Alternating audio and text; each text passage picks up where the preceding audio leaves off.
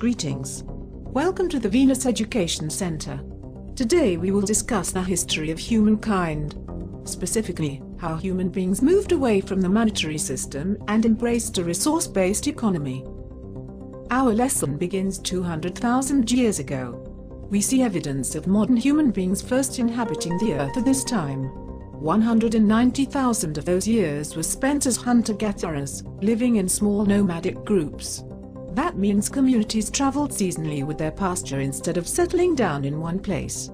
The first great revolution came with the invention of agriculture, 10,000 years ago. Humans now lived as farmers in permanent settlements and learned to domesticate animals.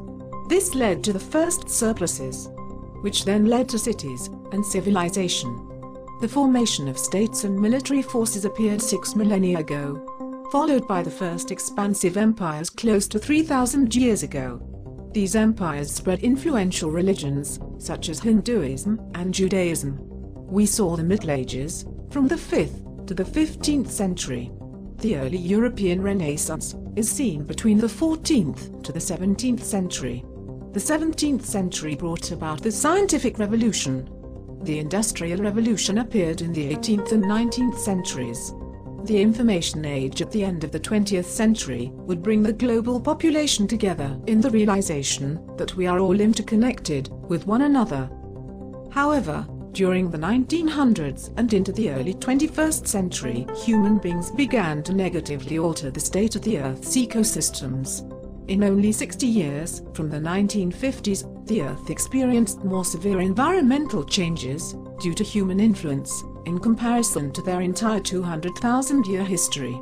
This period in history was incredibly wasteful. The monetary system fostered and rewarded a mentality of neglecting environmental responsibilities. Much of human life was corrupt. Half the world's poor lived in resource-rich countries.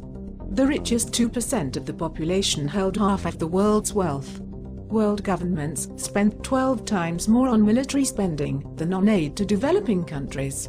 80% of the energy consumed came from fossil fuels, even though it was an outdated form of energy. Fear of scarcity and greed were created and amplified. The direct consequence of this was that humans had to compete with each other in order to survive. True change ultimately arose not through politics or financial bailouts, but by a new way of distributing resources. In the year 2027, the monetary system completely collapsed. The world was essentially bankrupt. This historic collapse transpired due to the energy crisis, arable land depletion, along with the lack of clean water.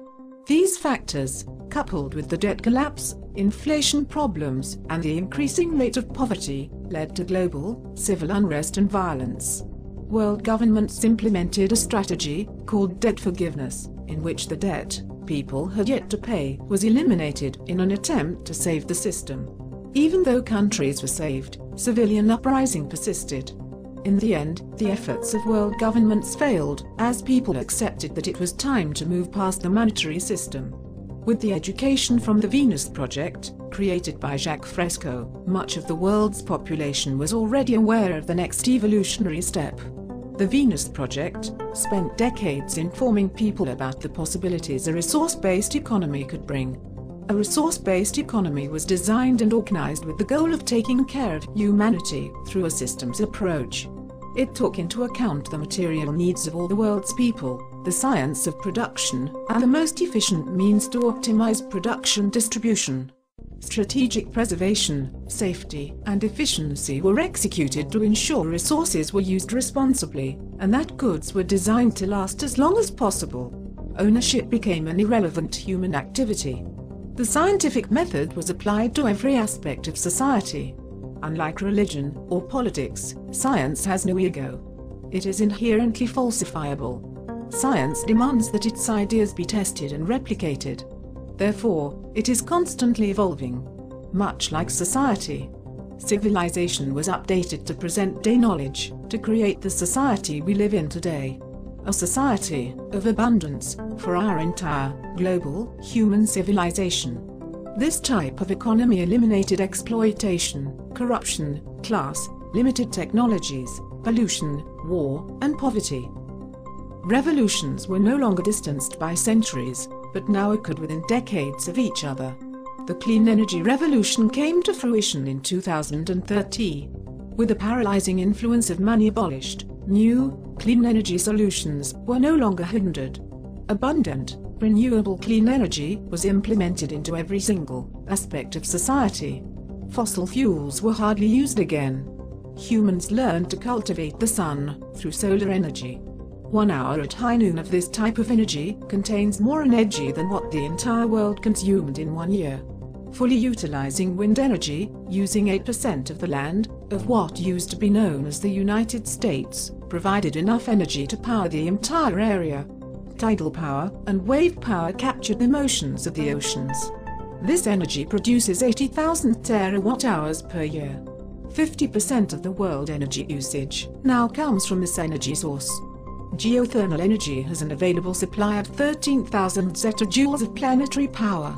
The entire world uses half a zetajoule a year, meaning 4,000 years of clean planetary power are available from this energy source alone. Geothermal energy regenerates itself. Therefore, it will power the Earth forever. Gas-powered automobiles, trains, and airplanes can now be seen in museums. Today, travel is achieved by maglev trains, which use magnets to propel people across the world. Early models ran at 4,000 miles per hour. This was to become the future of intercontinental travel. The mechanization revolution of 2040 saw the complete elimination of human labor. Up until this point, human beings were still involved in some capacity with labor activities. All human labor was now meticulously executed by machines. The nano-revolution of 2050 was astonishing. It brought about the mastery of arranging and rearranging atoms. Diseases were eradicated. Garbage, from a generation ago, was completely recycled into useful elements. Replicators could synthesize any food a person cared for. Nanotechnology became the engine of abundance. And what became known as the conscious revolution of 2080 came about due to an entire generation of people who grew up in a resource-based economy. This generation didn't strive to live a life of empty materialism. Instead, people enjoyed becoming scientists and problem solvers. They looked back at the previous generation with disbelief that the monetary system lasted as long as it did. For a while, it looked bleak for humankind. There was great uncertainty whether we would survive our infancy as a civilization. However, with the help of caring citizens of the Earth, the monetary system was eradicated and a resource-based economy was implemented. Humans now live cohesively with their global environment. In a constantly evolving society that is continuously updated with new information, new technologies, and new ideas, humankind survived and prospered.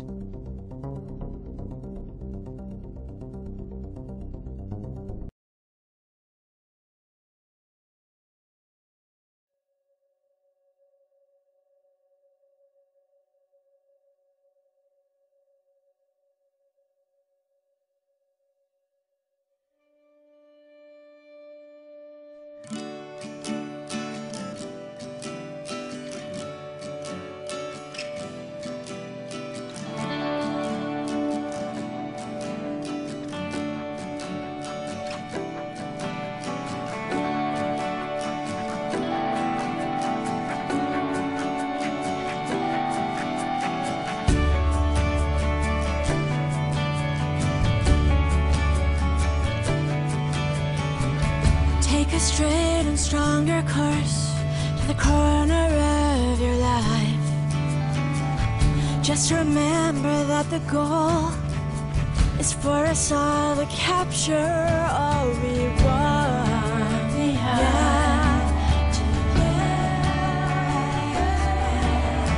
Don't surround yourself with yourself. Move on back to squares.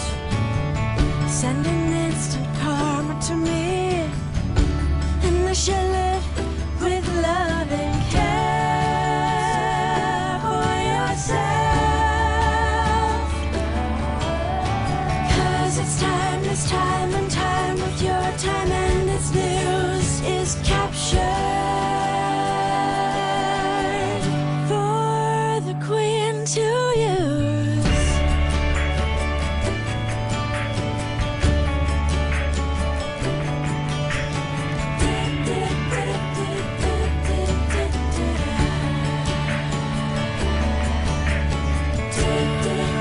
Surround yourself with yourself. Surround yourself.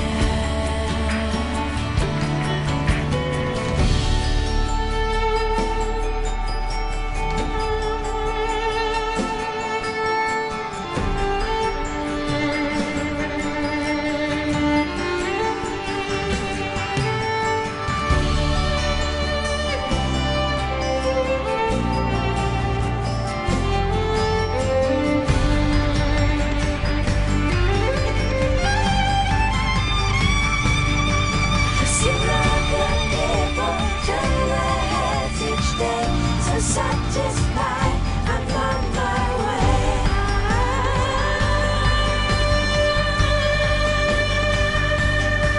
To see all the people turn their heads each day, so satisfied.